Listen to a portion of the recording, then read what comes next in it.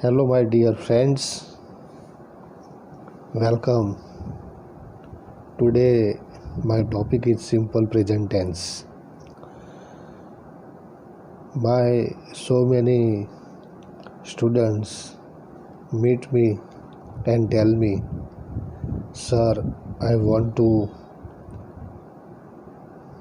to speak and learn English." So we are going to learn the first tense, simple present tense. The simple present tense is used એ દોસ્તો એના 5 basic નિયમો છે to express a habitual action. હેબિચ્યુઅલને કહેવાય રોજબરોજની ટેવ. To express general truth, proverb, sayings, principles of mathematics and science etc. બીજા નિયમની અંદર સનાતન સત્ય, કહેવતો, વૈજ્ઞાનિક સિદ્ધાંતો, ગણિતના નિયમો, વૈજ્ઞાનિક નિયમો. Third, it is use to introduce quotations. કોઈ મહાન પુરુષના બોલાયેલા અવતરણ ચિહ્નો મુકાયેલા વાક્યો હોય એ બતાવે છે. For, to express a future event that is a part of a fixed timetable or a fixed program. ભવિષ્યની ઘટનાઓ બતાવે છે.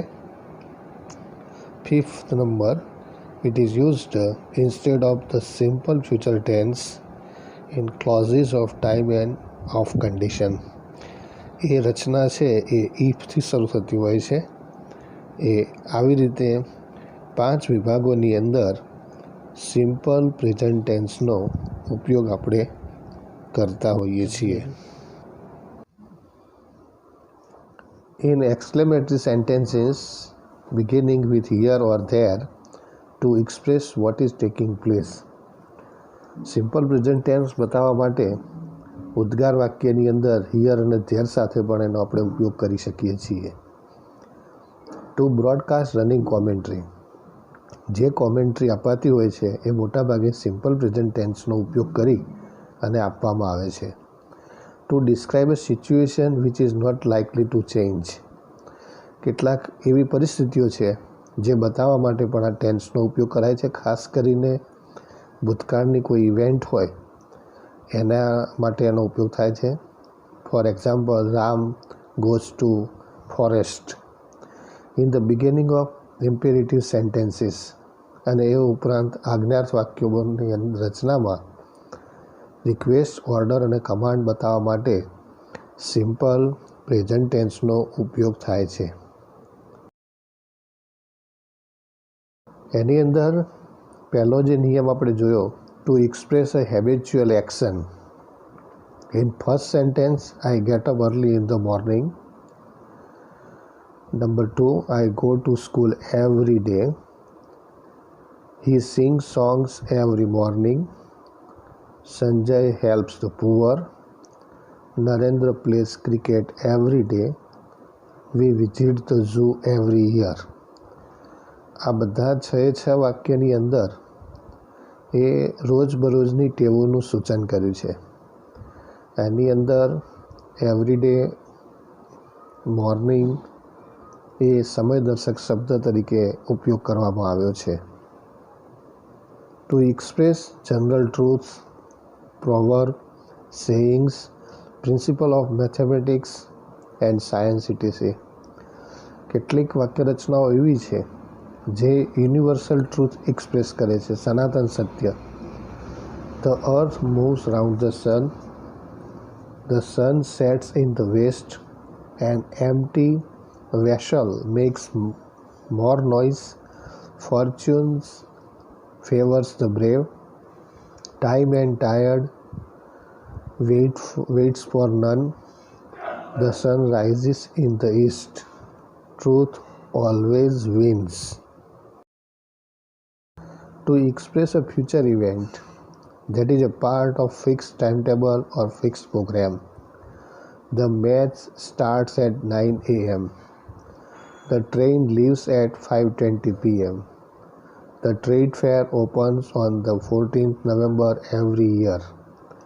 Our annual function is on next Thursday. Our third PPT starts from the next Monday. It is used instead of the simple future tense in clauses of time and of condition. If it rains, we shall get wet. I shall wait till you finish your lunch. If you work hard, you will get success. If he wants, I will help. The student will rush to the playground as soon as the recess bell rings. ઉપરના બધા વાક્યોની અંદર condition મૂકવામાં આવી છે. કન્ડિશનલવાળા વાક્યની શરૂઆત if અને અનલેસથી થતી હોય છે અને એની અંદર સિમ્પલ પ્રેઝન્ટ ટેન્સ દ્વારા રજૂ થઈ શકે છે. In exclamatory sentences beginning with here or there to express what is taking place. Here comes the beauty queen. There goes the last bus. Here begins the fancy dress show. See how it rains. Here comes the bus. There she goes. આ બધી જ વાક્ય રચનાઓ simple present ટેન્સની છે, તેમ છતાં ઉદ્ગારની અંદર બતાવી શકાય છે. To broadcast running commentary. The president gets down from the 6 horses driven buggy. The prime minister and defense minister receive him. They escort him to his seat. The president take his seat. એ ઉપરાંત કોઈ પણ commentary છે એ પણ simple present ટેન્સમાં રજૂ થાય છે. Dhoni comes forward and play. He comes and throw the balls. આ પ્રમાણે એનો ઉપયોગ થઈ શકે છે.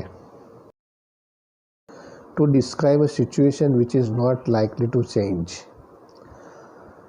Our classroom is next to the library.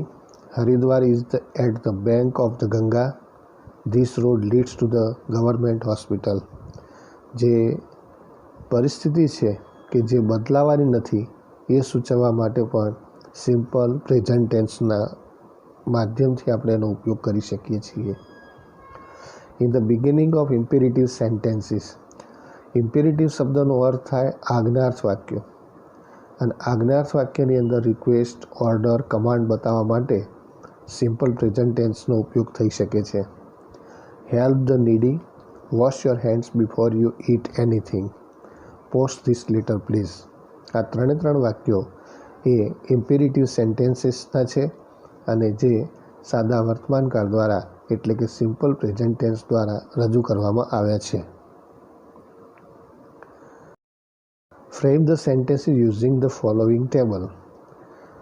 All my guys, friends, students. આપ જે ટેબલ એક આપવામાં આવ્યું છે, તમે તમારા ઘેર અલગ રીતે એના ઉપરથી ઘણા બધા સેન્ટેન્સીસ બનાવી શકો છો. સીધો નિયમ છે દોસ્તો, આઈ, વી, યુ, ધે હોય તો એની સાથે મૂળ રૂપ લેવાનું, અને હી, સી, ઇટ હોય તો એની સાથે ક્રિયાપદના છેડે એસ, ઈએસ કે આઈએસ લાગેલું હોય એવા ક્રિયાપદથી તમે ઘણા બધા વાક્યો બનાવી શકશો અને તમને કોન્ફિડન્સ પણ આવશે. Frame the sentences using the following table. એના વધારે પ્રેક્ટિસ માટે બીજું એક ટેબલ તૈયાર કરવામાં આવ્યું છે. એની અંદર પણ એ જ નિયમ પ્રમાણે વાક્યો બનશે, પણ એમાં તમે જોઈ શકો છો કે ઓલવેઝ, નેવર, સમટાઈમ્સ, ઓફન, સેલ્ડમ જે કી વર્ડ છે જેને કે ટેન્સને આપણે આઈડેન્ટિફાઈ કરી શકીએ, ઓળખી શકીએ. I always clean the room, classroom. You never help the poor.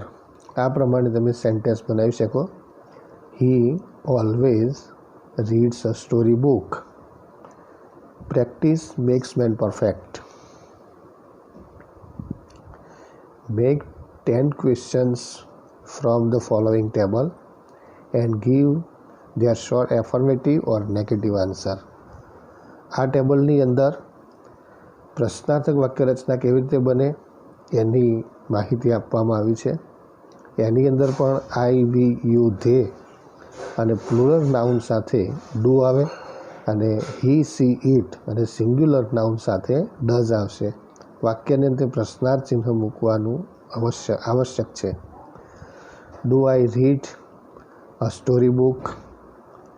Does Sagar go on a farm? આ પ્રમાણે તમે સેન્ટેન્સ ફ્રેમ કરી શકશો. પ્રેક્ટિસ એક્સરસાઇઝની અંદર જે 7 ખાલી જગ્યાઓ મૂકવામાં આવી છે એ અત્યાર સુધી તમે જે આ સ્લાઇડ જોઈ એના આધારે તમે પૂરવા પ્રયત્ન કરશો